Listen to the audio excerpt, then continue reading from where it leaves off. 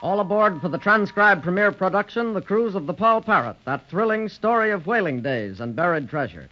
Shortly after escaping from the ship's hold, you remember that Testi met his untimely end during a quarrel with Red Mahooley, who later met up with Ezekiel Kipp, the man who years ago had sold the map and rights to the treasure on Galto Island to Ezra Grange. Red convinces Kipp he'll need help to keep Grange and his party from taking claim to the mineral mine, and Kipp agrees to join forces with Mahooley. In the meantime, Grange, Captain Dalton, Dickon, and our young friends Sue Grange and Johnny Robbins have come upon the mineral deposit only to discover that someone had already been working it for quite some time. Then Dickon, with Poll Parrot atop his shoulder, fell in a brush-covered trench dug to keep any possible trespassers away from the mine. Almost immediately, a shot rang out, but upon close inspection of the thick brush from which direction the shot was fired, no trace of anyone was found. As it was growing dark, the party decided to delay further inspection of the surroundings until next day. It is night, and Grange, Captain Dalton, Sue, and Johnny are resting in their crude cabin that had been erected that day. Captain Dalton, someone is on this island, and whoever it is, he's working the mineral mine. You're right there, Mr. Grange. But lash me to a yardarm. For the life of me, I can't understand who the lubber could be. Nor I. The only ones who possibly could know of this outside of ourselves are chained in the hold of the Poll Parrot. Testi and Red Mahooley. That's right, Johnny. But, Ezra, how about the man who sold you the map? Ezekiel Kipp, he's dead. Aye, Testi admitted that himself.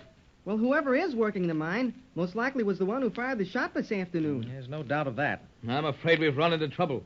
If there's one man on this island, there may be a dozen for all I know. Maybe not. If there's more than one or two, they'd have nerve enough to come out in the open and find out what we're doing around the mine. Blow me down.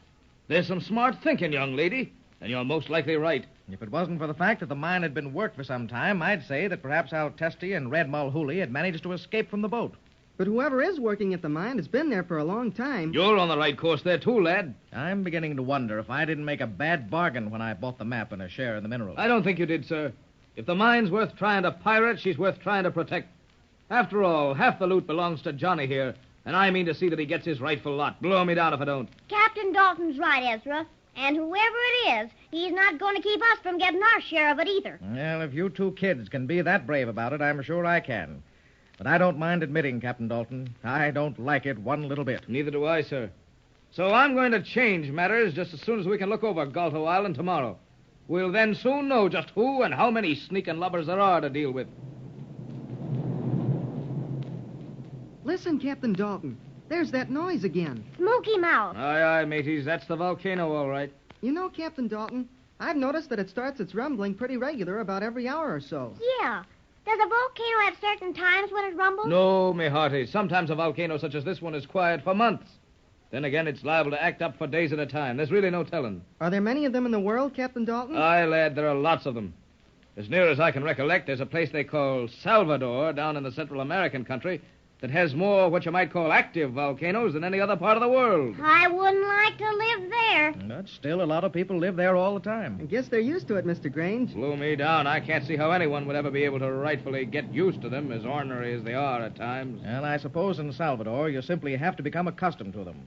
Nowhere is one out of sight of at least one volcano, and usually there's several within range of vision. Aye, right you are, Mr. Grange. I don't know which is the hardest to get used to, volcanoes or sneaking rascals shooting at us from ambush. To be truthful, Mr. Grange, I'm more concerned over Smoky Mouth than I am about whoever's trying to keep us off the island. You know, Dalton, if we're all made rich from the mineral treasure, no one can say we made our fortunes easily. Aye, and that's no yarn, sir. Now what? Come in. Captain Dalton. Captain Dalton, sir.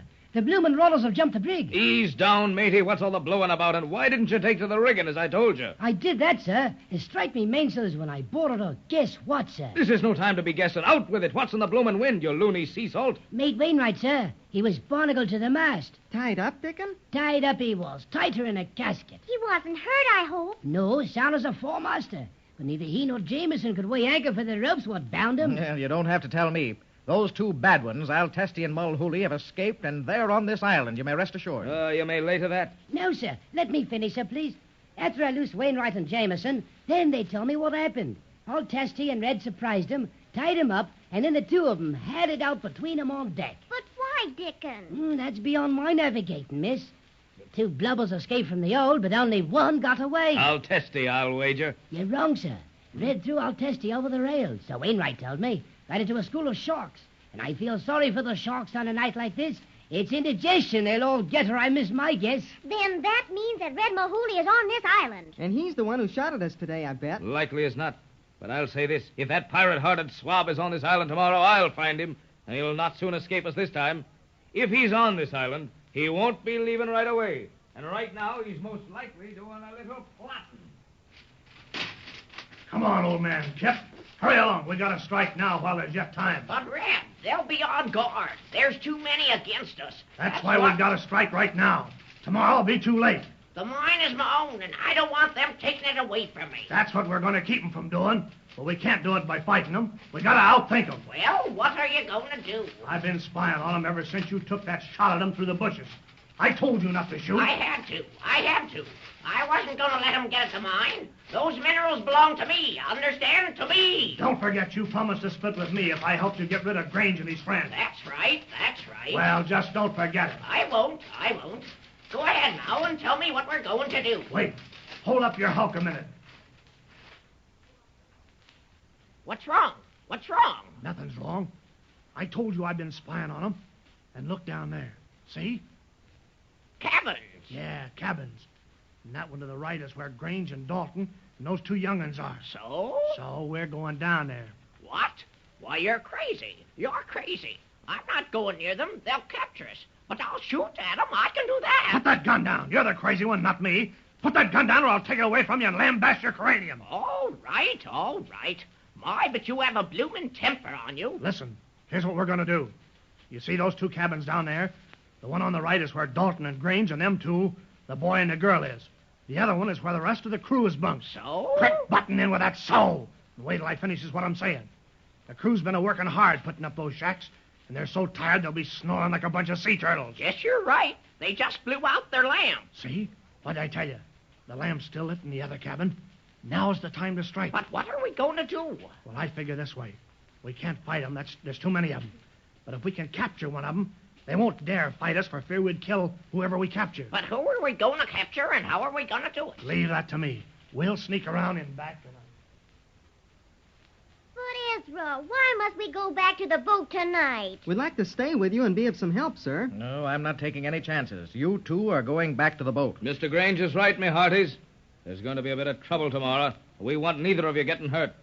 Dickon, go to the other cabin. Get two of the crew. I'll need 'em to row Sue and Johnny here back aboard the Poll Parrot. Wainwright and Jameson are already aboard ship. Tell them to take good care of Sue and Johnny and stay on board. You and the two men come back. Aye, sir. That I'll be doing right off, sir. As soon as you raise the two men, come back and get the boy and girl here and carry out my orders. But, sir... We don't want to go back to the ship. Now, Sue, Captain Dalton is giving orders here, and they must be carried out. Mr. Grange here is right, Miss Sue. You two brave uns will be safer aboard the Poll Parrot. Well, here I go, Captain Dalton. I won't be long.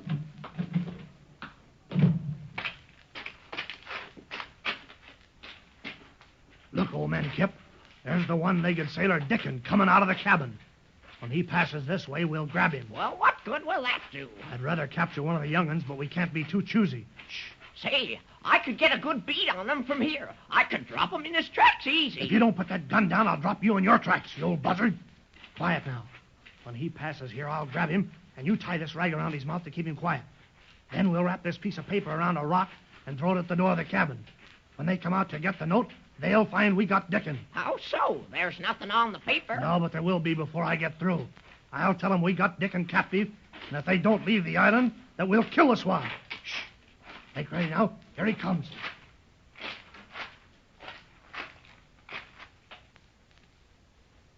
I wonder what's keeping Dickon. He should be back by now with the other men. Maybe you have to wait till they got dressed. Well, you may be right about that. Huh. What was that? Hey, Sounds as though something hit against the door. I'll see what it is. Sue, you stay away from that door. Yeah, you better. No telling what's up. I'll see. Perhaps it was just a branch. There's a wind a-brewing. There's no one out here. Perhaps you're right about it being a branch. Our nerves are a trifle jumpy. Captain Dalton, what's that just outside the door? Well, lad, I see nothing. I see it, Captain Dalton. It looks like a piece of paper. Aye, I see it. Oh, blow me down. That is what hit the door. There's a rock wrapped in it. What's on it, Captain Dalton? 1 minute, I'll find out. It's a bloomin' note. Ooh, what does it say? I'll bet it's a warning. Wait till I get it under this lamp. I'll read it. There's writing on it. It's not very good writing, but it's writing. You may lay to that. Blow me down. Why, what's wrong? They've got Dickon.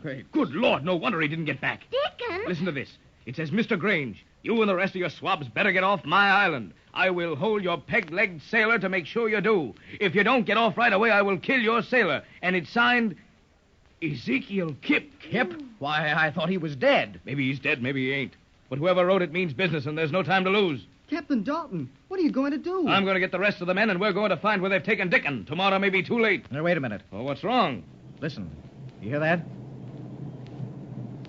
It's that volcano again. But that's so loud as it's been since we landed here. Look, there's fire coming out of it. Blow me down. Smoky mouth is erupting. One man is guilty. Yeah, Polly's right. We've got to get off this island. Lash me to a mast.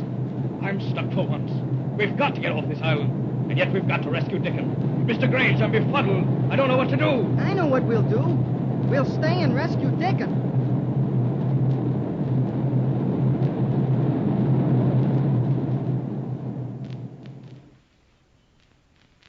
There's a mighty tough corner for Captain Dalton, Johnny and Sue to be in all right. With Dickon in the hands of Red Mahooley and Ezekiel Kip and the volcano, old Smoky Mouth, running rampant, what to do? Will our friends be forced to get off the island to save themselves, or will they be able to find and rescue Dickon before any damage is done? Be sure to listen for the next exciting adventure in the Cruise of the Poll Parrot. Your Poll Parrot announcer is Dave Ward.